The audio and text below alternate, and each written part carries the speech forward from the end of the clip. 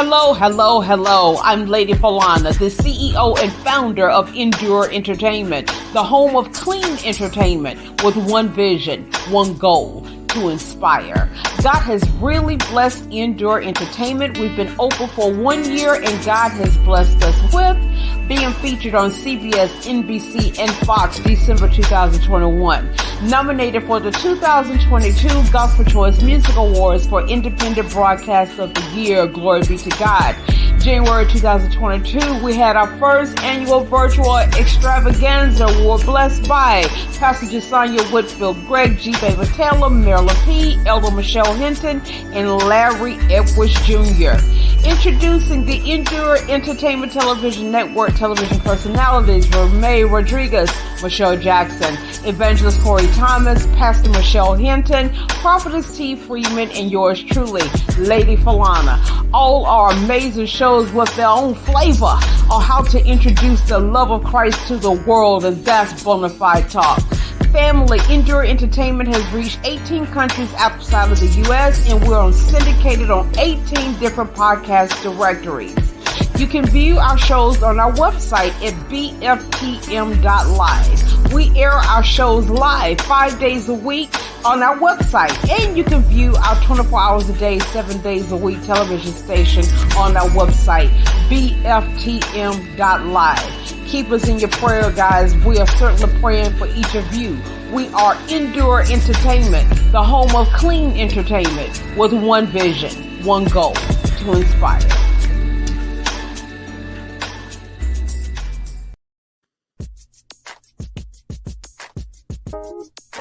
Hey, we want to give a shout out to all those that make it possible for us to be seen live on this broadcast. Starting with the Clean Queen, treating you like royalty. We have Digital's custom computer builds, meeting all your electronic needs. Underground t-shirts, being creative as you see fit. Highly Favored Productions, the ministry where music and lyrics come together.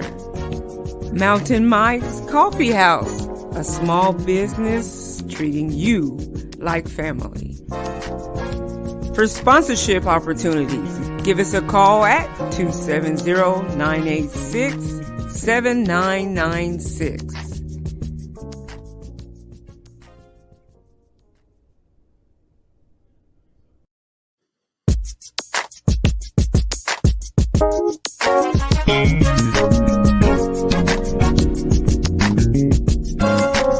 Thank you for tuning in to I've Got Favor, where it's your time to shine with your host, Prophetess Tee.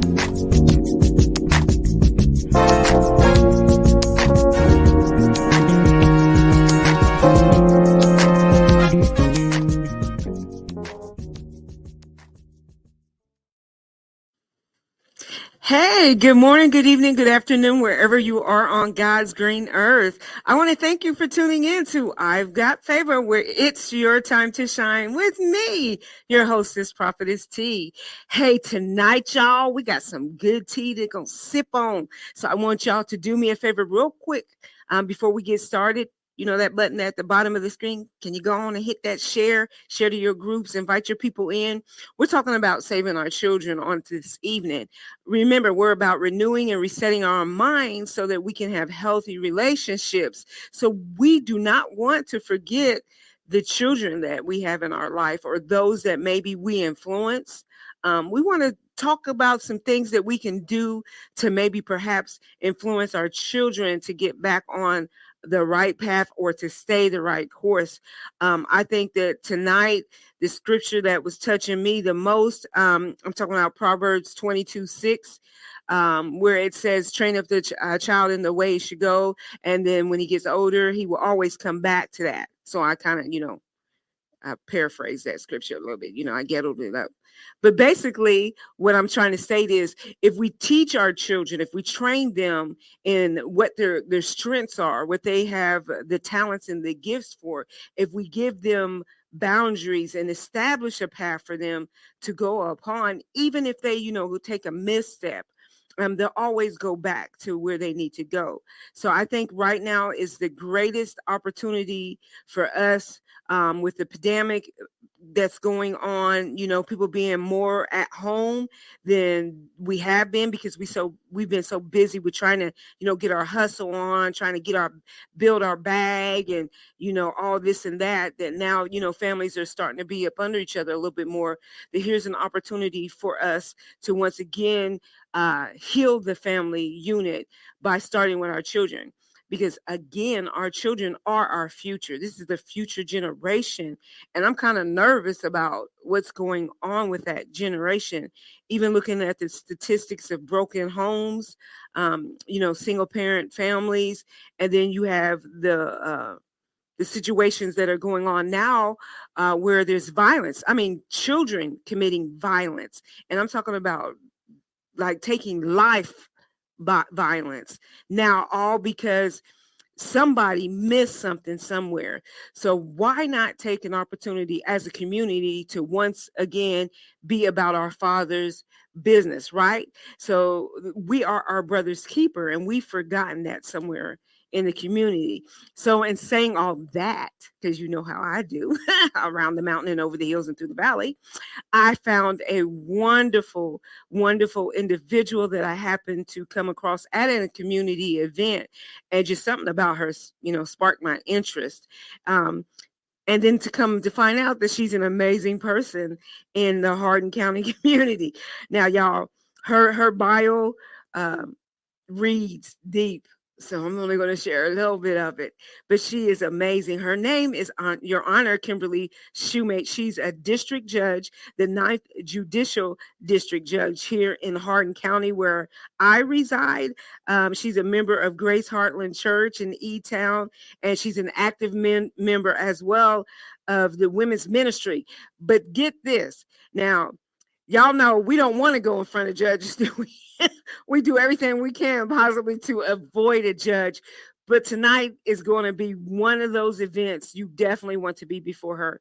I don't know. Like I said, what she exuberates, I would have never put her in nobody's courtroom, because I mean, we have our own perception of what judges are like. I don't think we even think of them as human beings outside of the courtroom, but she does a lot for her community. And I just wanted her to share some of the vision that God has placed within her on some things that she is doing to reach out specifically to our teenagers. And right now, they look like grown folks running around here. And I think we have forgotten that they're still children, and we give them too much freedom to make their own choices and have their own individuality, and they need a little structure. And I think some of the programs that she has engaged within the community is doing just that. It's bringing them to the reality that at some point in their life, decisions have to be made, and which road are you going to take? You're going to come to that crossword. So I'm so excited to introduce to you, who may not know her, and even some of you who do know her. This is once again Judge Kimberly Shumate. So, Your Honor, I don't know if I should call you Your Honor, Judge Kim. Whatever you are comfortable with. I've probably been called that and more. I can imagine. I can only imagine. But I want to once again, I truly, truly thank you. You guys, she had training this week. So, and she just got home, and she's willing to give up an hour for us. So let's make this good. Like I said, make sure y'all share and engage. This is a conversation, not just T and the judge. It's all of us. We're going to talk about some community things that she's doing and anything else that God places on her heart to share with you guys. So I told a little bit about you, but there's a lot about you people probably don't know that I would like you to tell. And the floor is yours. Well, I am a district judge in Hardin County, which means that one of the functions I carry is juvenile court for delinquency charges. So anything that would be a crime if you were an adult comes into delinquency court. You've heard that old phrase, a juvenile delinquent. So that's our delinquency court. So I do have the privilege of working with juveniles in our community in that light. And I've been on the district bench doing that work for just a little over 25 years. So I feel like I've got a handle on what comes as far as the courtroom for our juvenile work. So I do love that work. But I'm also a wife and a mother and a nana. and a member of our community as well. So I love what I do, and I love the community that I live in. So if you wanted to know something about me, I would say that I have lots of roles, and I enjoy every one of them. And you wear lots of hats. Lots of hats and lots of robes. And like I said, I just think you're truly amazing. I've only known you for a little while, and I still, want to get more familiar with you. But like I said, you just exuberate something that draws. Well, So, no problem. I kind of. I started researching you because, like I said, you piqued my interest. So, and then I came across, really, because I had never heard of a teen court. And you do it for more than just individuals that are in Hardin County. Yes and no. Okay, I want to tell you a little Bible verse teaser, and then I'll talk about teen court. When you're talking about Proverbs 22:6, I just have to tell you this fun. Several years ago, I was at a baby shower. And they were opening up cards as they give a gift, of course. And an older woman had given a card to this young mother, and it said Proverbs 22:6. And it said, train up a child in the way he should go, and when he was old, he will not depart from it. Well, she didn't get as far as the whole card. And to this day, every time somebody reads the verse she read, she stopped at, and when he's old, he will not depart. And she said, you mean the Bible says they're never going to move out of my house? So sometimes I know we feel like we get our kids back. We think we're going to get them all propped up and they're going to be adults. They're going to go away, and they do come back. But anyway, our goal is that we do get kids that are strong and resilient and able to manage life on life's terms on their own, and that we build them up to be that next generation of family members and leaders in our community. But that's been forever ago. When you said that, it just brought it to mind. I got tickled. Sorry. Yeah. Well, let me tell you about Teen Court, a little bit about our Teen Court program. Teen Court has been in Kentucky for over 30 years and in Hardin County for the 25 years that I've been here. I brought it in my very first year, and I absolutely love this program. It's an opportunity for juveniles who have charges to be able to do them in diversion, meaning they don't have to have a criminal record. You catch them within the process before they come to an official court judge. And it also marries that up with local teen attorneys and bailiffs and clerks and jury members that we train to take over the courthouse. Oh. So on Thursday nights in Hardin County, teens take over the courthouse. And so I get to train volunteers from the community to be a part of that program. And those are the ones that can come from Hardin County. And they also come over from LaRue County and from Nelson County, from Fort Knox. And so they come from some surrounding counties to help me train and be a part of that cohort that works the courtroom.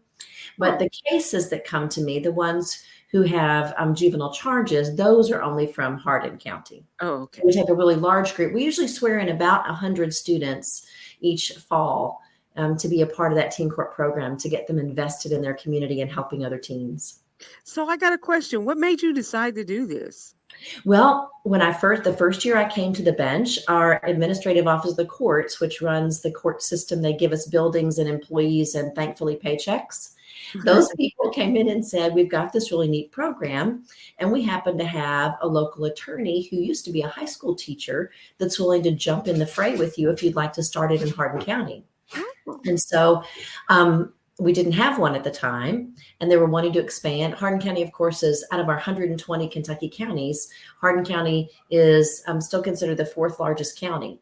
And so they really wanted that program to get started in some of the larger counties. So I was like, well, I'm here. I'm doing new stuff. Let's jump in and let's do it. I really came to the bench because I really believed that there was more we could do for the juveniles in our community.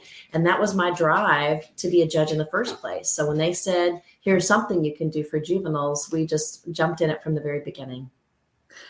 And I think that to me, it sounds like a wonderful program. I think it's something that every school, is that a possibility that a school could actually bring their students to witness that? Is that something No, because these are actual juvenile cases. Real cases. This is not mock trial. I've also done Oh. competitive mock trial where you like take students and go to a tournament and show off their skills against each other, competition. This is not pretend competition. These are actual juvenile cases. And so we give juveniles that right of confidentiality. Basically, you get to mess up as a kid and leave it behind you and not have it follow you to an adult record. So that confidentiality means only the students and family that are sworn in and do our training are able to participate in teen court. So if you want to be a part of it, you have to show up, go to open house if you want to learn more, look us up on YouTube for some tapings of old open house. And then you have to train with us and be sworn to confidentiality, the other right hand, be sworn to confidentiality before you get to hear a case. Because we have to promise those kids that work they do as kids stays and it won't follow you to adult. So let me ask you this, since there are real cases that they're handling, what's the follow-up to see what your statistics are afterward with the children that come through this court system? Because it's not an official court proceeding, we don't have any recidivism statistics. But basically, if an individual comes into teen court as a teen court defendant, then if they complete their sentencing, it's considered diversion and it's dismissed. If they don't complete their sentencing, then they go back in front of a judge. Sometimes that's because they haven't had the family support they needed to be able to finish, or they moved out of state and they weren't able to get it completed. But very, very few, just from I can't quote you numbers because they're not actual cases. Once we delete them from the docket, I don't have them. But very few do we see back again on a juvenile docket later. I mean, very, very few that come through teen court, very few. Like a couple out of 100, I mean, very few. That's amazing. Yeah. Well, I know now that I know it's more of a confidentiality thing, so I won't get too deep into asking too many questions. You ask everything you want, and if I'm not allowed to answer it, I'll tell you that. So you ask everything. Okay. So, what do you think is the cause for a lot of them even ending up in this situation? I'll tell you this. When I started on the bench, I wanted to see what is it that was motivating families? What was it that was a common factor in our Hardin County juvenile delinquency docket? Was there a common factor? And so as a defense attorney, I had seen very often that the folks that came from a place where there weren't two parents in the household, where there weren't two adults in the household. It doesn't matter whether you've been married or never been married, but if you've got a mom and a dad, or two moms or two dads, or whatever your situation is, but you've got two loving parents that are still involved in your life, whether they're married or not, that was, to me, I could see the breakdown of family. That was my biggest concern. So in the first year on the bench, I kept statistics, just my little notes, just put a pen and kept up how many families came in where that juvenile only had one active parent in their life, whether it was their mom or their dad.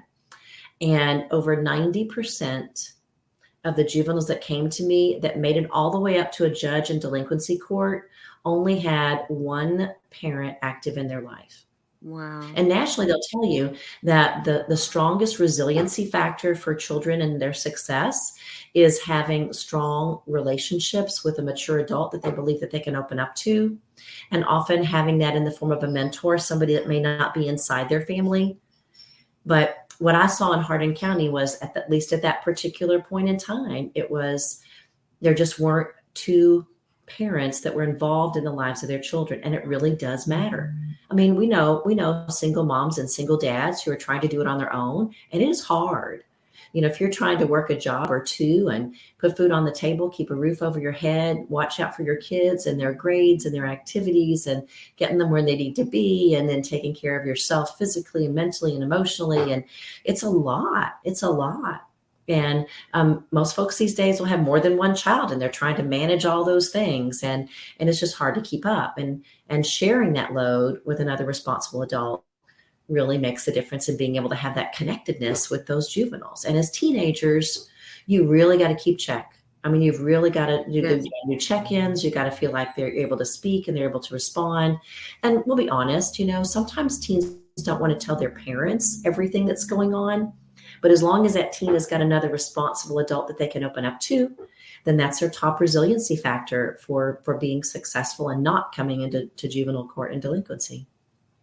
I think you said a mouthful, and I believe that too. When you have two healthy people to be around, to be that support system, to kind of keep them focused in the right path, that it makes a difference. And like we I know said, that every family has that opportunity. We know that. I yeah, mean, sometimes that parent is just not in a good place. yeah. They may be dealing with issues of substance abuse, or they may be incarcerated. They may just be absent. They may be unknown. I mean, we know that not every family has that opportunity to have two healthy individuals as a mom and a dad, or like we said, other parents. But, the putting adults in their path, mentors, really, really matters. And that's why I said I wanted to get into the other program you were involved in, because I noticed you took an interest too in teenagers in that aspect too. And it looked like it's kind of a mentorship program. So could you tell me a little Yes. bit? Are you talking about Rainbow and DeMolay? Uh-huh. Yes. The Masonic organization in Kentucky has youth organizations, Rainbow for Girls and DeMolay for Boys. And I'll be honest with you, 25, 30 years ago, it was about as segregated as a Sunday morning at 11 o'clock in Hardin County. Wow. How you have churches that are all one denomination or all one ethnicity, and social groups like fraternity groups and sorority groups are oftentimes that same way. But our youth groups are no longer like that. So they're open to everyone, anyone. Now, Rainbow for Girls and DeMolay for Boys, if you want to become involved as a teenager, you have to profess a belief in one true and living God. And every meeting will be opened with prayer. You'll be saying the pledge to the flag. You'll believe in the Father, the Son, and the Holy Spirit. And so if you're not comfortable with those things, then you won't be comfortable coming in. Not that we say you can't, but you won't want to, because it won't align with your belief system. Okay. In those organizations, we're trying to take young people and bring them up to be good, solid citizens. We have some, each one has 7 founding principles that basically teach those lessons, where you learn those and teach those. You learn as a teen and teach as a teen. And they have some formality. I say they're kind of like combining a church youth group, Girl Scouts, and a sorority in Rainbow. So we do the things like Girl Scouts do, where you do activities, we call them service projects, or philanthropy work, or fun projects like you might do in scouting. It's like a youth group because we gather together. We have a similar mindset, a faith-based mindset in what we do, and that drives what we do. And the adults are in that same mindset. And then it's kind of like a sorority in that you file a petition to belong. In other words, you say, I believe these things and I want to be a part. And there's an initiation where they put on formal dresses and do memorize their scripture and their lessons and share them in that formal way, like a sorority might. Okay. So, but that's my Rainbow for Girls. And DeMolay for Boys is very much the same as that. It's just for young men. And so what are some of the things that you think, as a leader in the community, that we could do to kind of help parents, like you said, if you know someone that is a single parent, or maybe a parent, that maybe is having some difficulty in the relationship, that could help to strengthen our community as far as our children? Because I know it's one thing that I've noticed, like in the smaller towns, they don't have like groups like that, like what you were talking about, or even big brothers, big sisters. My husband being from Chicago, he was like, they didn't even have like Pee Wee football for the inner, workings of Chicago. So where they found family was in gangs. So what can we do as a community to kind of help those that are struggling, that are raising children, help them to strengthen, our children, so that they don't get themselves caught up into the systems, or even the poverty mindset that some of the lower income families tend to maintain generation after generation after generation. I would say, number one is get engaged, become engaged in your community. And so sometimes those younger parents are so just busy. They're just caught up in the busyness of life that they think, oh, I don't have time for that.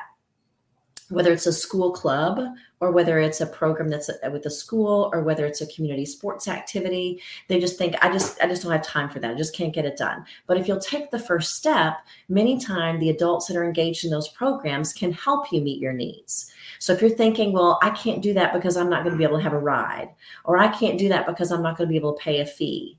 If you at least start with a yes, meaning I want to try, yes, this is something I'd like to do, then you might find that those organizations, whether it's a soccer team or a football team or a Rainbow for Girls or a school club, you might have other adults that are willing to help you drive to get places or help you find money to cover fees. So sometimes people put up the barriers themselves before they even start. I know, for example, I work with the Bridges Council. It is a juvenile delinquency prevention council that we started here a little over 20 years ago. We're kind of on a COVID pause because it's the court system pairing with the school system and the community together to benefit juveniles. Okay. And with COVID, our schools have been so, for good reason, wrapped up in just trying to keep kids on educational track. But we're hoping to get back doing that. But the work that I do with Bridges has told me that when schools do, for example, a back to school event, only a small portion of folks will do a back to school event. But I mean, this coming week on Thursday, August the 4th, at least all the North End Hardin County, if not all Hardin County elementary schools are doing back to school fests. I mean, I was making phone calls this week, helping line up people to give haircuts for free at those events. And you think, oh, I don't need to go back to school event because, I know where they're going to go. Well, take the time. You might be able to meet your teacher in advance. You might meet the principal. You might get a free haircut. You might get free school supplies. You might find there's somebody that's teaching piano or singing lessons, or somebody that's, does horseback riding, or sign up for Girl Scouts or Rainbow. If you just become a yes, I'm willing to open up. I'm willing to try, instead of saying, oh, they're not going to want me, or, oh, I don't have the money for that. You don't know until you try. And Right. so they'll find it, there'll be not nearly as many families as exist will go to those open fests.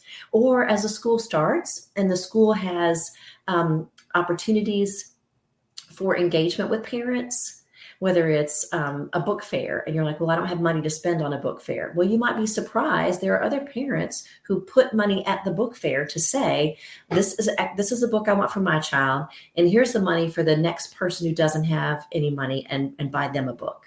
But you didn't check, so you didn't know those were opportunities. And so just say yes and get involved. Schools will do, they'll have free pizza.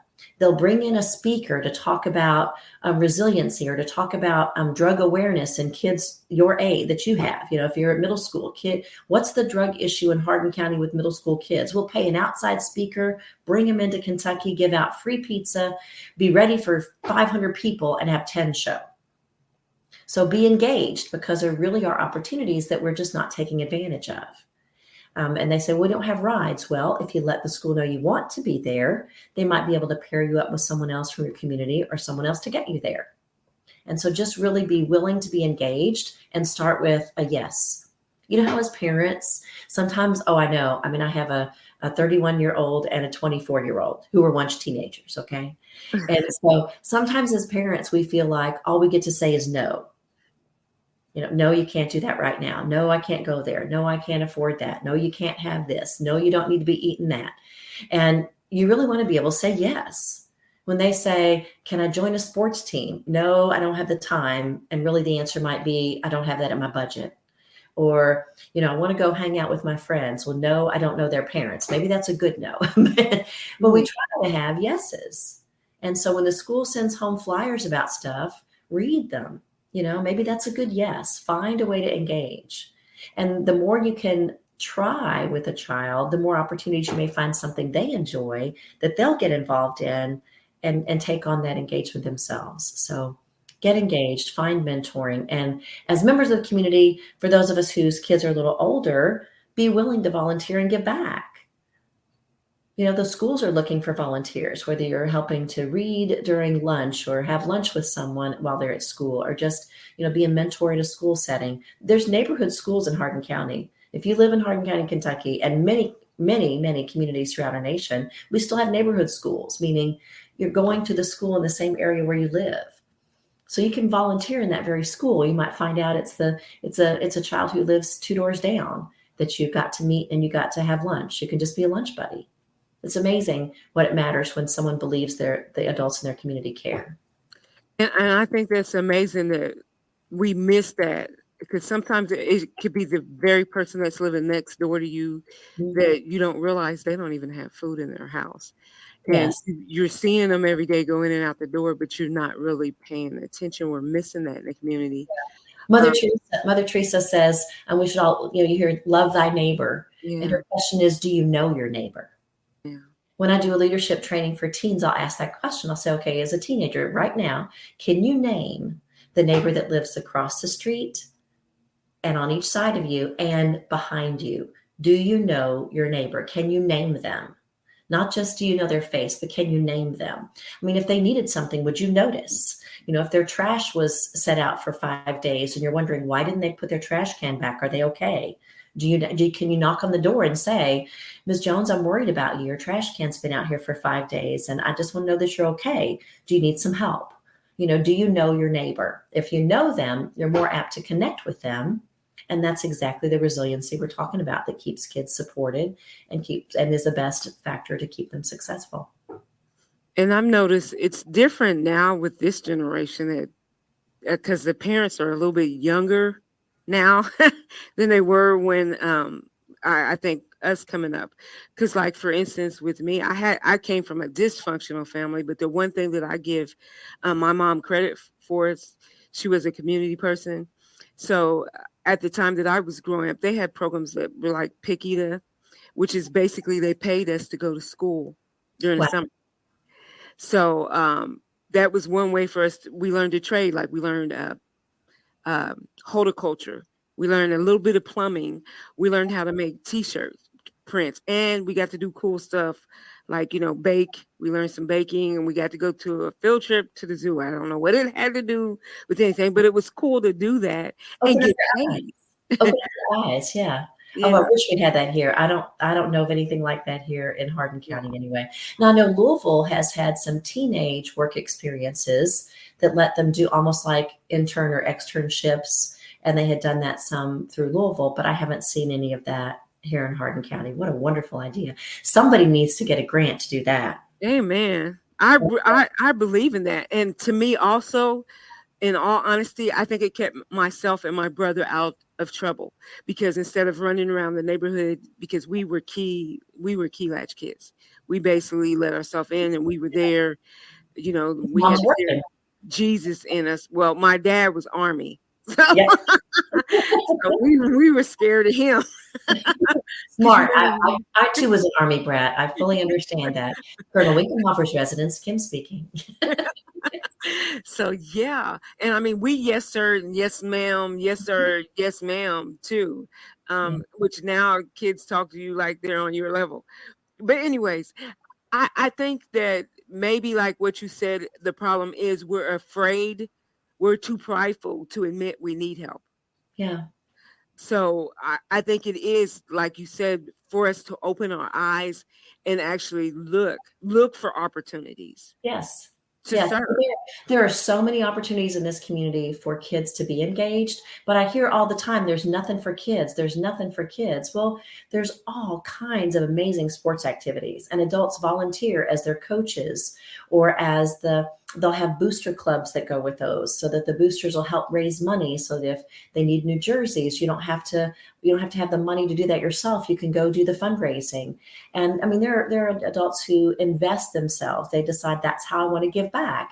And to them, it's a form of ministry. It's a way they have to see that I'm helping the next generation. And not everyone in this world is a faith person. I wish I could give my faith and my hope to everyone, but I can't. But I know that's still what motivates me. And there's a lot of other adults in this community that are motivated that very way. We've got a lot of good programs. And I think regardless of that, just being, if whatever is in you says I want to be a good person, it should make you want to reach out and give a hand up. Not a handout, but a hand up. And I think we're on the right path. I do like some of the programs that I see. I do like, where they have the community now that has the little sections where you can get food out of the little boxes that are going Yes. up, or even books. I'm a reader. The And I free raise. library. Yes. But one of my friends, Miss Terry Owens, she's up in the North End, and she's one of our teen court coordinators. And she is a Radcliffe City Councilwoman, and she absolutely loves the little free library, helping to build the boxes and stock those. And I just think that's wonderful. I'm an avid reader. I am an avid reader, and I believe that teaching our children to read at a young age, or just letting our children listen to us read at a young age. My grandson is almost 2. And one of my absolute favorite things is that he will come over. There's a toy box in my house just for him. And he will be more likely to pick up a book from that toy box to bring it to me than a car. And I love that. I love that. And it's because he's seen that. What behavior we model is what they're going to pick up on. And so when they see us read, then that's when they're going to read, right? Yeah. I think we have a question. Sure. I didn't hear him. Okay. A comment. Okay. So Mr. Drew said a lot of people don't feel like they can ask for help because it makes them less of an adult to say they need to help. Too much of our culture makes fun of the less fortunate and helps them. Unfortunately. Yeah. I can see that as being a little truthful. But we've got to get beyond the pride thing. Yeah. Real. Yeah. And I don't disagree with that at all. There is definitely a perspective of individuals that say, I don't want to ask for something, or I don't want my children to know I've asked for something. I want them to feel like I can get it done. But you're right. It is an issue of pride. And we just have to be able to say, I may need help now, but I'm going to give help later. Yeah. There's somebody, a pastor once told me that if you don't ask for help, you have taken away the blessing of someone else who would have gotten to help you. And I never thought about it that way. I always thought, well, I don't want to ask for something. I don't want to ask for help. They say, you don't understand. Somebody out there wants to bless you, and it will be good for their heart to be able to help you and lift you up in that moment. So don't take away that opportunity for somebody else to bless you. And that's true. I tell people that all the time when I sow into them, and they go, no, don't steal my blessing. Yes. Take what you're getting. Exactly. All exactly. Right. You got another comment? I don't see it yet. Okay. It says, but when we ask for help, we don't receive the help that's needed, nor the resources. Well, who are you asking? And I can't say that's not true. I won't say that we're going to be able to fulfill every need of every family. That we know that's not going to happen. In Hardin County right now, we have a significant homeless population. Mm-hmm. There are people who come to our county and that are not able to be housed, and we can't meet all their needs. I would like to believe that we could have cooling shelters all over our county right now. They're not there. So if someone came and asked for that resource, it doesn't exist. So I can't say that we're able to meet every need, but I hope that if you ask the right people, that they can help connect you. In Hardin County and across the state of Kentucky, I don't know about all other states, but we have family resource centers. And for short term, we call them Friskies, but it's the Family Resource Youth Service Center. And there's one attached to every school.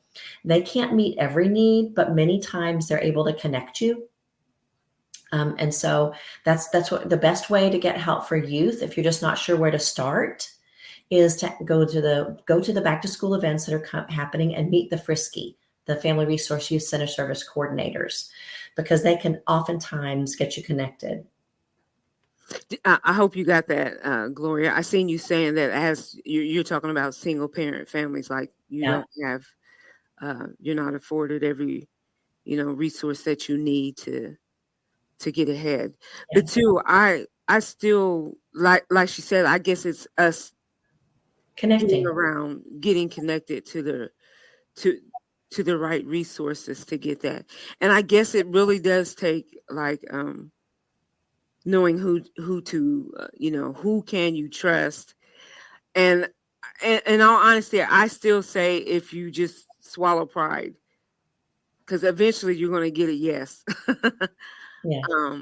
I truly believe that God he'll put you into a place or a position for the right people. It has happened to me, and I don't think that I'm nobody special.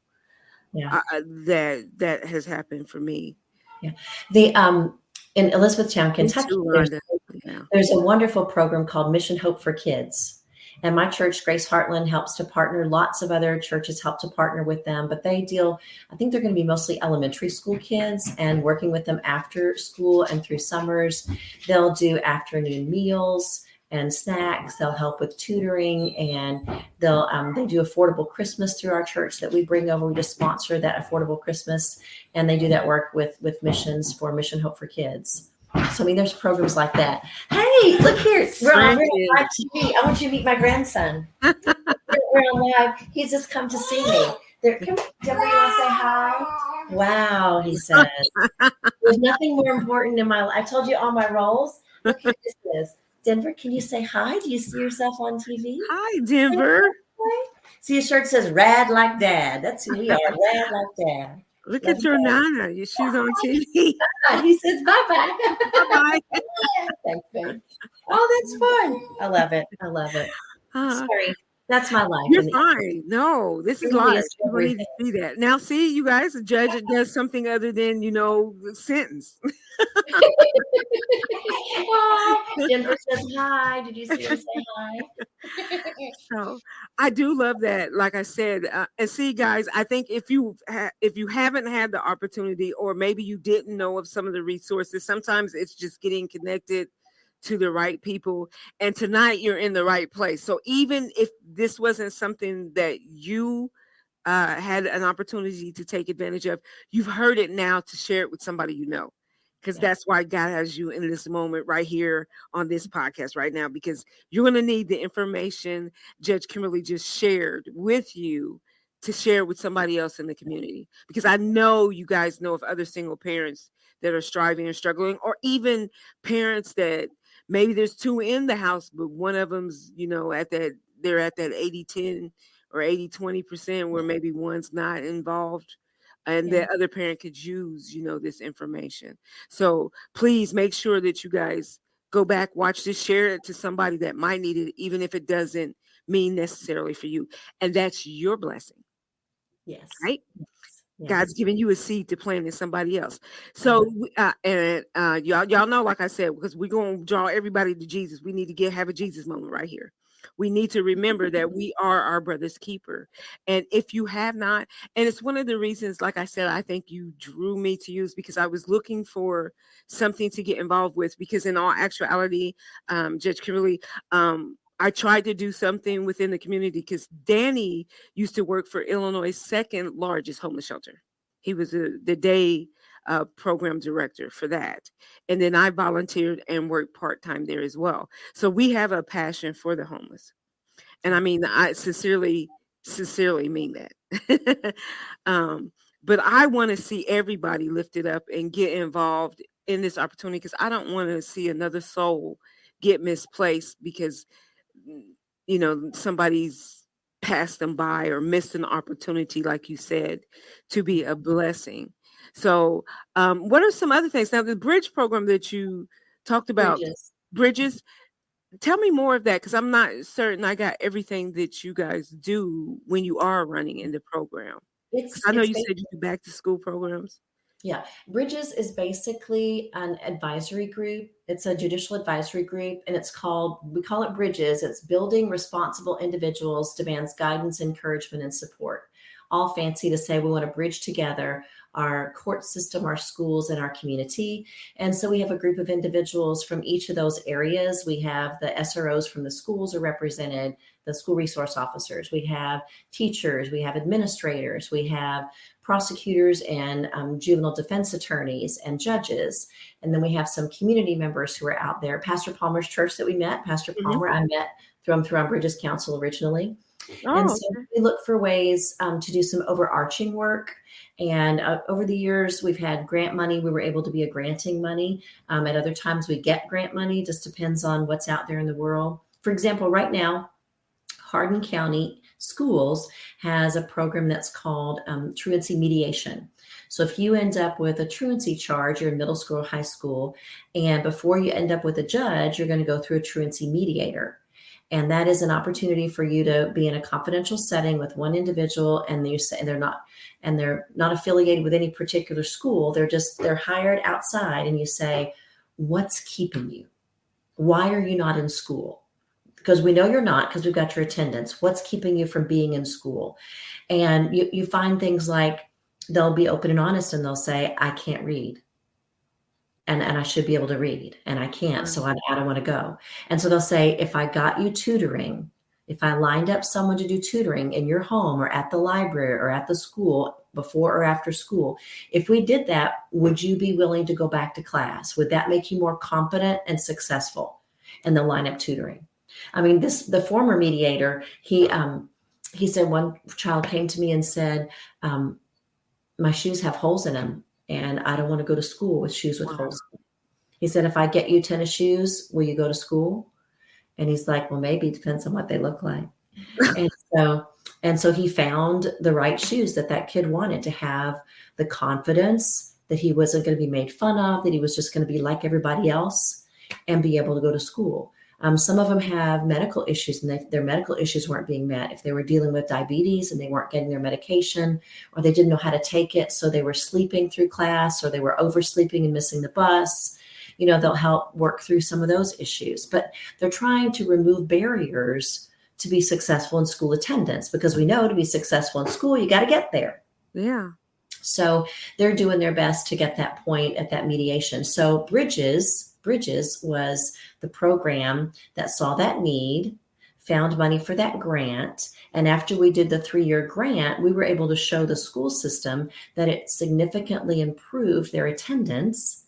And so the school system took that on and was able to make sure that that program now exists, and that individual, although they're not a typical school employee, they contract, and the school system pays that person contract to be that mediator. Because if you've ever done grant money is usually 1, 2, at the max 3 years, and it runs out.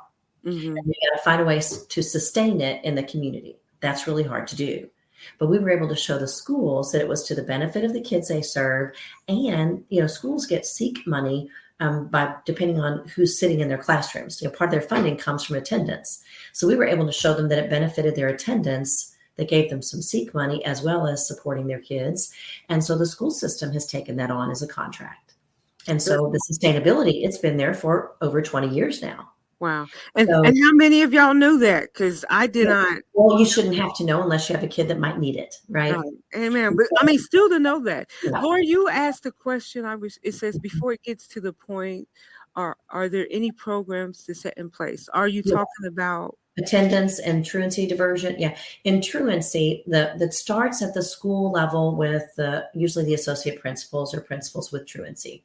And the Family Resource Center will often get involved if they're having issues, if they're having trouble. For example, they just don't know how to if we're working with a middle school kid and you need alarm clocks, you need to have an adult to talk about why is it important to go to school and how do we make sure that you can get up. And because we know for some of our kids, even at middle school level, they're getting themselves up and getting themselves on the bus because parents work a night shift and aren't home yet.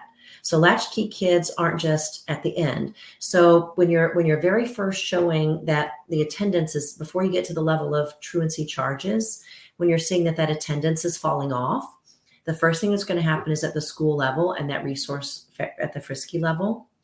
And then if you end up with the court system, before you get to a judge, you'll be able to work with the Court Designated Workers program. And they do our schools, both in Hardin County, Elizabethtown, middle school and high schools, our family court judges will go in and do a truancy diversion program, either in the mornings or the afternoons, with kids that are having issues. And they'll meet and say, okay, what do we have to do to make sure you're at school? What is it that's keeping you from being here and being successful here? So all those things can go in place before you ever end up in an actual truancy charge, where you have to be in court with a truancy charge. If you're young, elementary type age, you might have charges of educational neglect, where the system is charging parents with not meeting their educational needs of their children. If you're a junior or senior in high school, then you'll probably be charged with truancy because we put more responsibility on that child Why is it you're not getting there? Mom got you on the bus. You got off at school, went in the front door, went out the back door, and disappeared. What else was mom going to do? Because you took your own feet out the back door.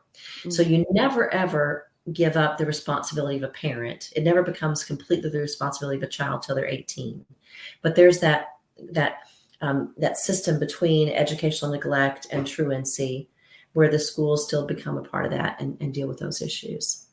Yeah, I agree that Gloria was saying we need an early morning school start for parents that work crazy hours. There are, oh my goodness, there's so much.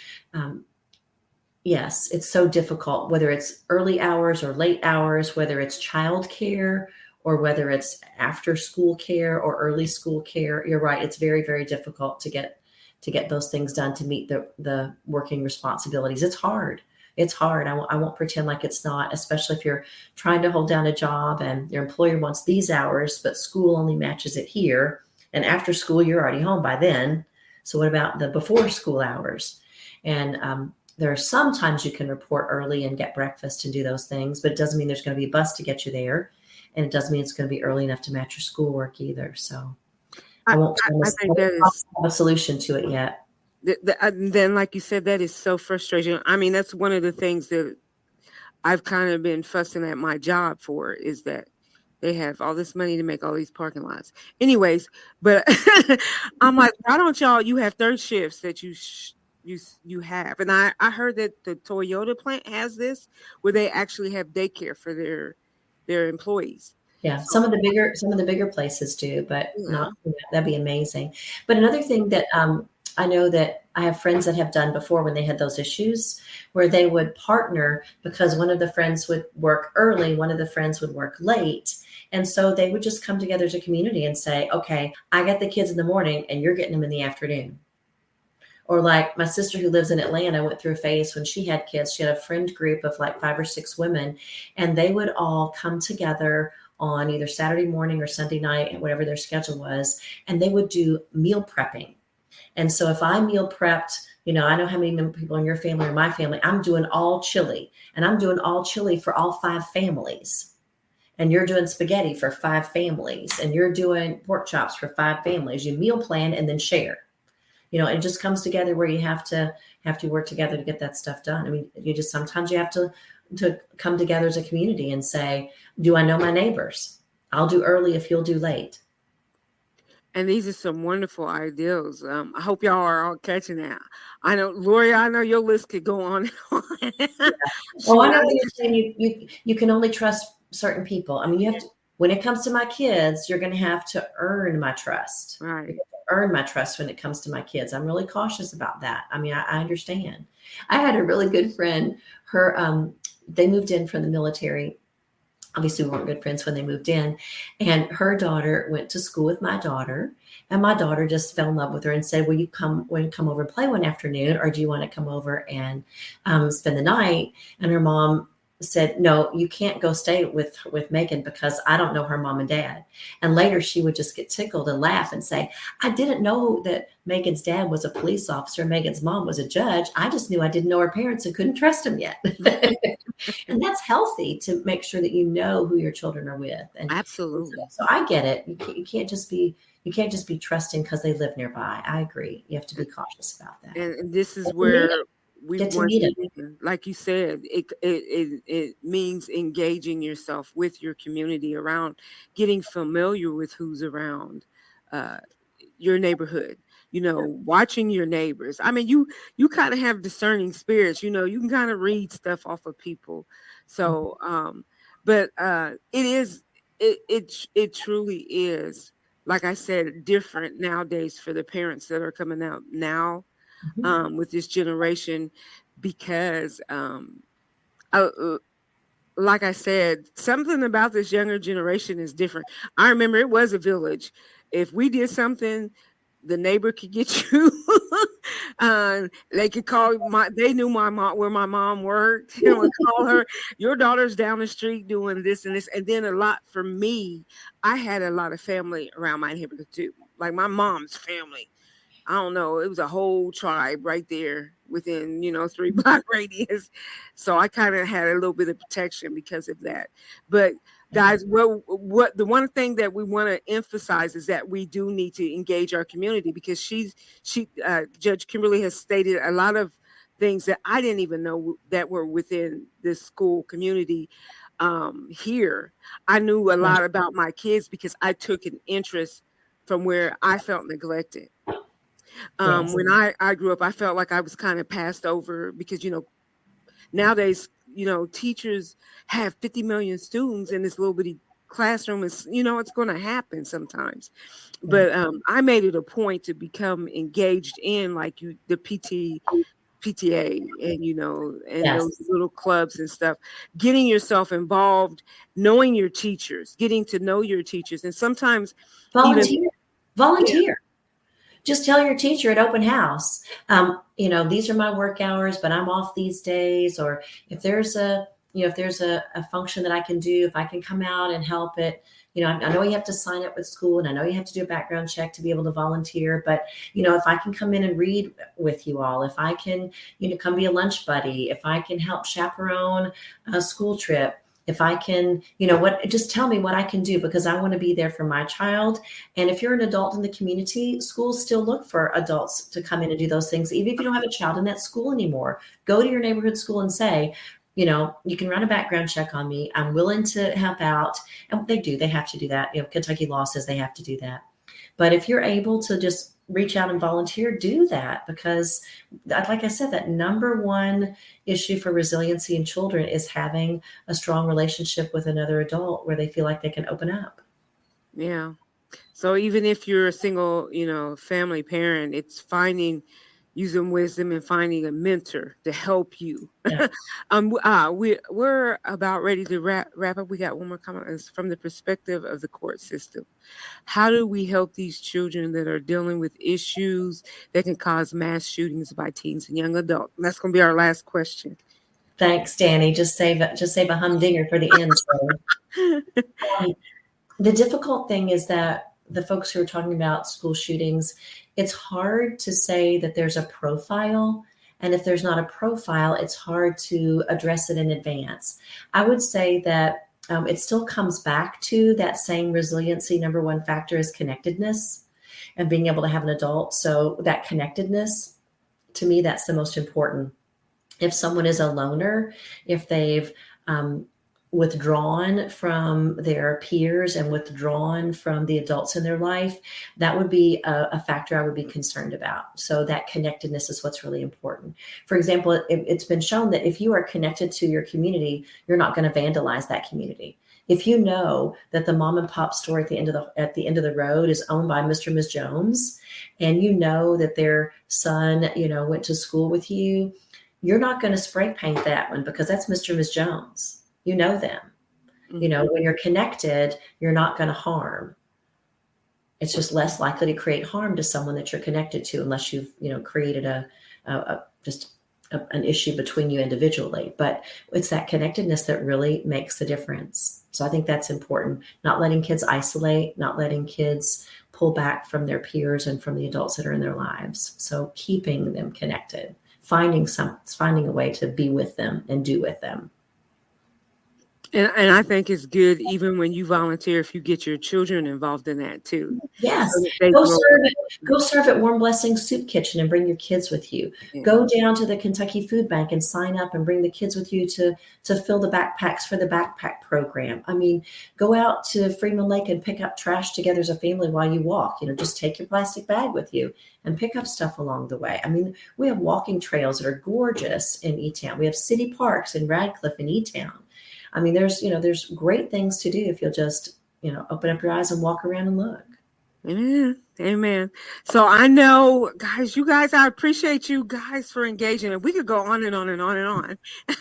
And once again, Judge Kimberly, I just thank you, Judge Shumate, for giving up your time this evening. I know your grandson's waiting on you. So, guys, we got to let her go so Nana can go play with Denver because he came to see her.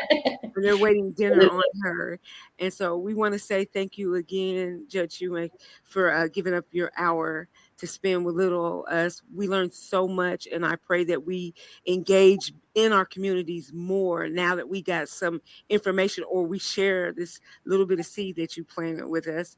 And I pray God's blessing over you and everything that you do, that everything your hands touch is blessed and it's prophetic gold, and that people get more engaged so that we keep our systems out of that, keep our kids out of that vicious cycle of, entering into the system. So thank you again. Thank you. That's my pleasure. So if you've got any teens in this area, freshmen, sophomores, juniors, and seniors, Thursday, August 25th at 6:30 at the Hardin County Courthouse is open house for teen court. So we're looking for volunteers who are teenagers to come in and learn to be the attorneys, the bailiffs, the clerk, and the jury in those cases. It gives them an inside.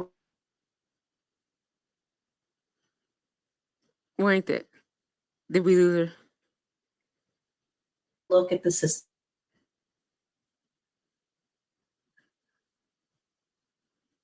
Seen that and been a part, you're less likely to come.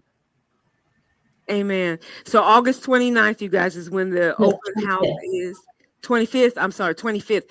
If you did not get that information, inbox me. And I'll tell you this, if you got one of them rambunctious child, that you gotta, pray for, this might be a good opportunity for you to have them served. Strong-willed children are welcome. Amen. So if they learn something, because that might just be our future attorney or prosecutor right there, or our next Judge Shumate. So yes. Come on. Yes. All right, guys. So I've run out of time. I want to thank you again for tuning in to I Got Favor, where it is your time to shine. Let's be about our Father's business, y'all, and get engaged in our community. And I want to thank you again, Judge Shumate, for coming in. And stick around for just one moment, then I'll let you go. Everybody else, we'll see you next week right here on I've Got Favor, where it's your time to shine with me, your hostess, Prophetess Tee. Have a blessed and prosperous week.